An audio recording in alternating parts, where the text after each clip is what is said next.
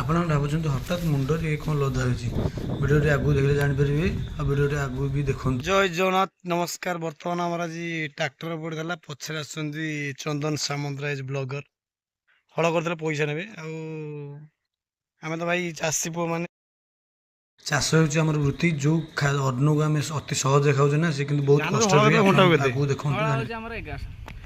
ଭାଇ ଦେଖ ଇଏ ଭାଇ ଆମର ହଳ କରିଦେଲେ ପଇସା ନେଉଛି। ବେପାରରେ ପଇସା ପତ୍ର ମାନେ ସମ୍ପର୍କ କିଛି ନାହିଁ। ବେପାରରେ ଭାଇ ବନ୍ଧୁ ଗୋଟେ କିଛି ନାହିଁ।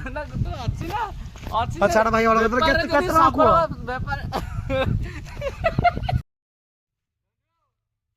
ଆଜି ଥିଲା ବିଲର ମୋର ପ୍ରଥମ ଦିନ। ଆଉ ମାନେ ଯେଉଁ ଚାଷ କାମଟା ଏତେ କଷ୍ଟ ସେଇଟା ମୁଁ ଆଗରୁ ଜାଣିପାରୁନଥିଲି। ଏବେ ଆସିଲା ମୁଁ ଜଣାପଡ଼ୁଛି ବାପା ନାକି କେତେ କଷ୍ଟ କରନ୍ତି। ବିଲ ଦେଖିବ ତ କେତେ କାଦୁଅ ପଙ୍କ ଖରାପ ରୋଡ଼ରେ ଯିବାକୁ ପଡ଼େ। ବାପା ନାକି ବି ଆସନ୍ତି।